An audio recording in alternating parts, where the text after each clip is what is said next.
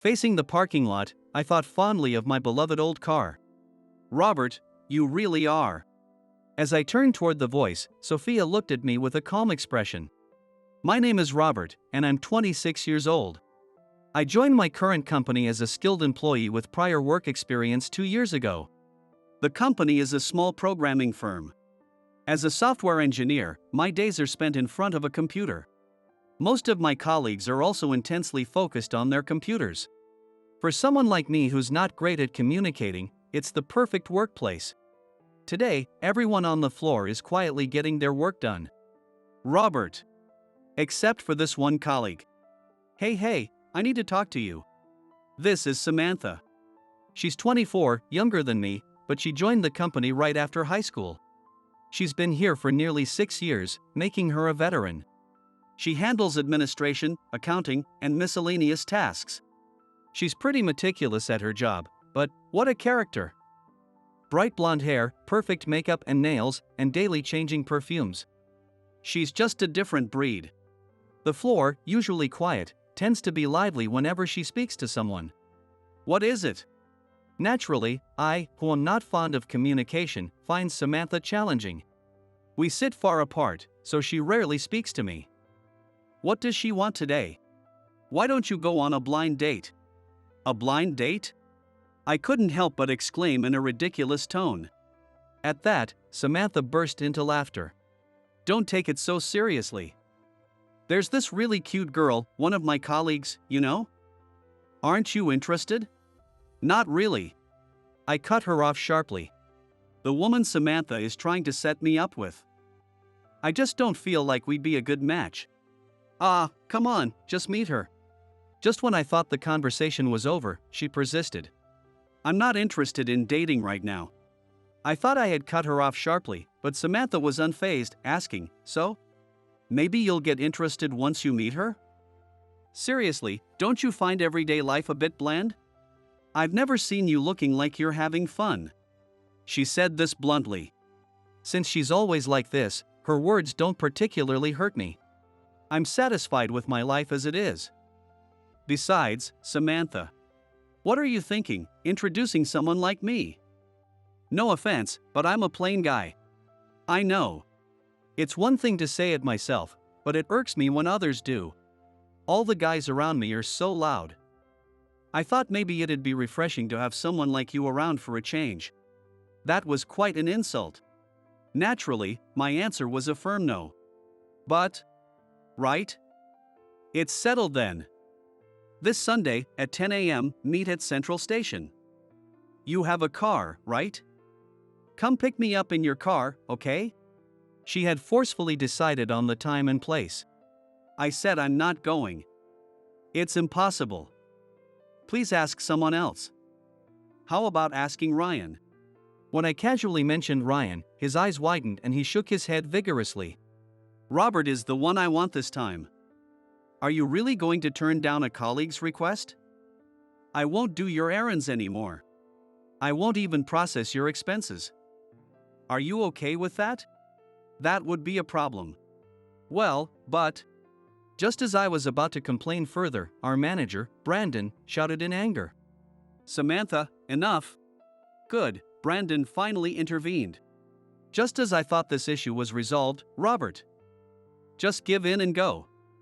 She's making too much noise, followed by an unbelievable continuation. Yes. Look, it's an order from the manager. I tried to protest Samantha, cutting off her exclamations. But, come on, it's a good experience.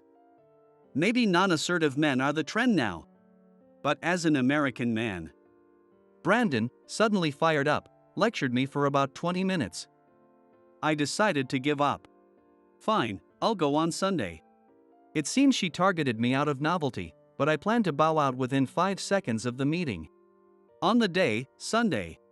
I dressed casually and arrived at the meeting spot in my beloved car. After parking, I met up with them at the station concourse. Next to Samantha, who was wearing an even flashier miniskirt than usual, was my blind date. Her hair wasn't as flashy as Samantha's but still dyed brown.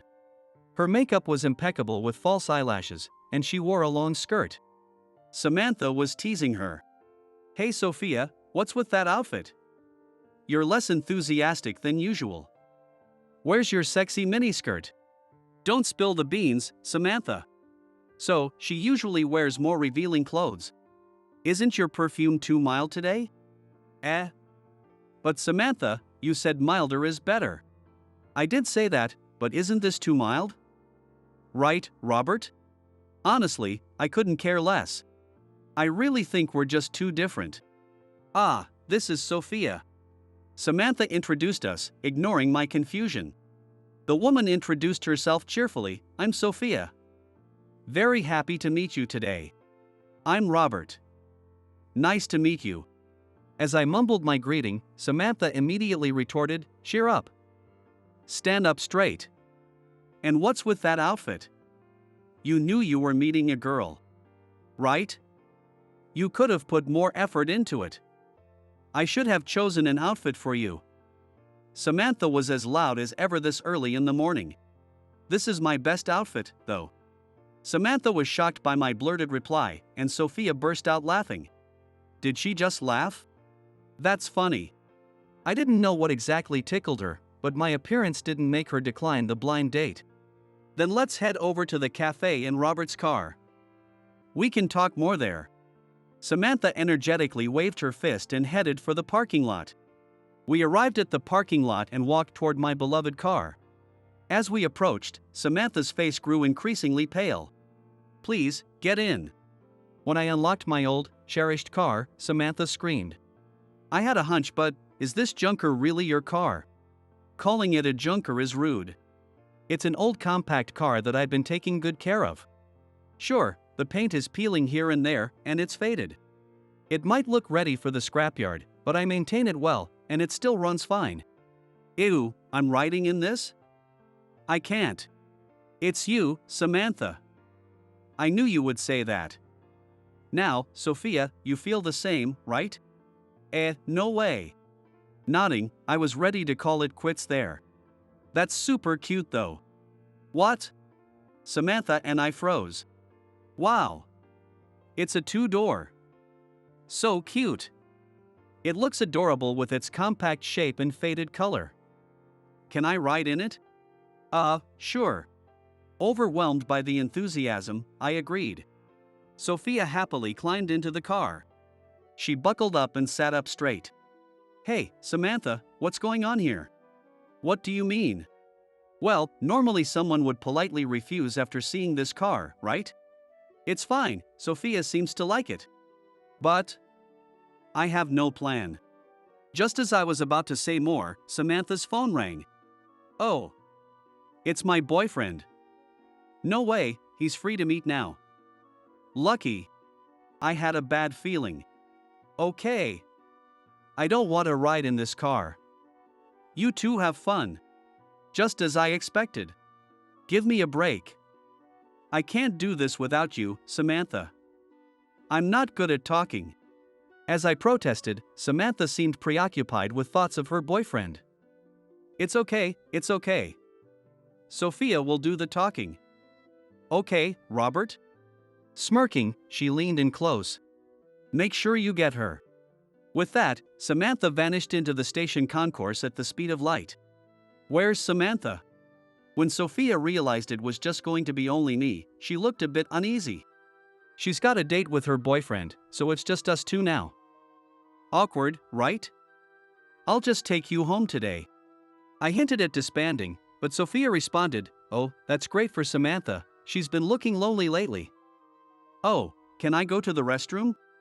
I'll be back in 5 minutes. Though she could have taken the train home. Without saying a word, I nodded, watching her walk away. When Sophia returned, she seemed like a different person. Sorry. I touched up my makeup. If I had shown up in front of Samantha like this, she would have teased me. The makeup Sophia wore was more natural, almost like she was barefaced. Recently, my makeup has been too heavy. Oh, how is it? Weird. Her slightly embarrassed expression was unexpectedly cute. It's fine, either way, but... Sophia flinched slightly. You don't have to force yourself. Then Sophia blushed slightly and said, since we've just met, oh, but please feel free to point out anything odd about me. Oh, that was quite rude of Samantha, wasn't it? I'm sorry. She didn't mean any harm. Ah, indeed, she did tear into my car quite a bit. She's notoriously blunt at work too. But it's okay. She may speak harshly, but at heart, she's a good person. I know that. She's also meticulous at her job, and she even makes coffee daily, keeping each employee's preferences in mind. Saying this, Sophia looked as if she herself had been praised. Are you sure this is okay? Suddenly just the two of us. It's fine. Let's go. So the blind date continued. I'm not good at making conversation, and surely, if the silence in the car drags on, she will tire of a plain guy like me. I tried to steel myself, but then. Do you want some chewing gum? Water? I brought a variety of things. Do you prefer sweet or salty snacks? What do you like to do on your days off, Robert? Her words bombarded me like an unstoppable deluge. There was hardly a moment of silence. And there I was, unable to respond well. Gradually, I began to sink into self-loathing. This is fun. Hearing that, I blurted out, I'm not looking to date anyone right now. Without any context, I suddenly blurted out my true feelings. I was slightly irritated that Sophia called our quiet car ride fun. I wasn't providing any entertainment. There's no way it could actually be fun. We should end this farce quickly. It's a waste of both my time and Sophia's. At a red light, I glanced at Sophia's face, and she responded with a smile. That's okay. Her smile seemed a bit clouded. Don't be so serious. Oh, are you tired from driving? Should we take a break somewhere? The tense atmosphere lightened slightly. In the end, my statement only seemed to make her more considerate. Feeling unbearable, I suggested going to a movie. Sophia's eyes sparkled. A movie date. Yay! I want to buy caramel popcorn. I had only suggested it because it meant 2 hours without needing to talk. Yet, she was excited. I sank deeper into self-disgust. Wow! What's that? Where? Did that come up before? Ha! That line was funny, wasn't it? That was naive of me. People who love to talk will talk anywhere. Seemingly aware of disturbing other people, she whispered in my ear in a hushed voice. It was ticklish. Suddenly, I realized. Wait, is she taller than me? Sophia's face was above my line of sight. Oh, maybe it's just her good posture. I've always been a bit slouched. I had noticed her good posture even in the car. As I was momentarily captivated by her posture, she offered me some popcorn. I hadn't really wanted any. Reflecting back, she had offered drinks and chewing gum while driving, too. I felt a warm feeling inside. It reminded me of how my grandmother used to show her care. After the movie, the question arose, where to next? I shouldn't be swept away by Sophia's cheerful disposition. I needed to be clear. Sorry, continuing this is a waste of time. I really don't want to date anyone, and we're just too different in personality and everything. I'll drive you home, let's call it a day. Sophia looked surprised and a bit resigned. Understood, but there's just one place I'd like to stop by before we head back, is that okay? So, I drove the car, since it seemed to be on our way home. Here. The destination was a spacious park with a view of the ocean. Famous for its annual fireworks festival, it was actually a place I was quite familiar with. Sophia suggested we walk a little, so we got out of the car. Unusually, Sophia was silent. It felt a bit awkward. This bench. It was just an ordinary bench in the park. This is where you helped me, she said. Surprised, I stared at Sophia. You're the type who can't leave someone in trouble alone, aren't you? I remembered several instances where this was true. Lost, feeling sick. When I spot someone like that in the bustling crowd, I can't just ignore them. Indeed, that's my nature. My beloved grandparents were the same. One day during the fireworks festival, I came here with friends. I wasn't used to the sandals I was wearing and they hurt so much. It became painful to walk, and I went looking for a convenience store. I told my friends to go ahead without me. But there was no store around. And when I couldn't walk anymore, I sat down here on this bench and huddled up, then you offered me a bandage. I remembered. Suddenly, a memory of a woman holding her foot and looking down came to my mind. Wait, that was you, Sophia? You looked so different. I didn't recognize you at all. Sophia smiled faintly. I had dyed my hair black and styled it up, so the vibe was totally different. I see, that explained the drastic change in her appearance. As I nodded in understanding, Sophia continued. I was so moved, but I couldn't ask for your contact info, and I never thought we'd meet again. But there was a drinking party of your company last month, right? As she mentioned it, I recalled. A mandatory social gathering that everyone had to attend. That day, Samantha called me. It sucked, so we're having our own little party, she said. I was nearby, so I joined early, and there you were. Robert, I was so surprised. I asked Samantha to introduce you. I wasn't just filler then. It wasn't just a random selection, she had been looking for me, and I was the one she wanted. Surprised by this revelation, I found myself staring at Sophia. Unable to stand the tension, I asked a question. Why are you close with Samantha? Upon hearing this, Sophia smiled thinly. My parents are divorced. It felt like I had asked something I shouldn't have, unsure how to respond. My parents were always busy too, we hardly talked, I tried to reply. Sophia smiled faintly again. Before they divorced, it was really tough. I went off the rails then. That's when I met Samantha. Just hanging out and having fun without thinking about anything. I thought if I lost Samantha and the others, I'd have nowhere else to go. So I really put effort into my makeup and clothes. I see. Searching for a place to belong, was Samantha that place? Couldn't there have been somewhere else? My grandmother died around the time of my parents' divorce. I used to be sent to stay with my grandmother whenever my parents fought. With both my parents divorcing and my grandmother gone, I ran away from everything. That's why I'm really grateful to Samantha. If it weren't for them at that time, who knows what would have happened. Oh, but I'm thinking of moving on from the makeup soon. If your grandmother saw this makeup, she'd faint, I teased. With that, she jumped up in a panic. Just thinking about it scares me. I loved her because she was so kind, but she was very strict. I see. Your good posture is thanks to your grandmother's upbringing, then, I remarked. As I said this, her spine stretched even taller, and her face turned bright red. I suddenly felt a kinship with her, and my guard came down. My parents were always busy with work, too. It was pretty much my grandparents who raised me. I get it.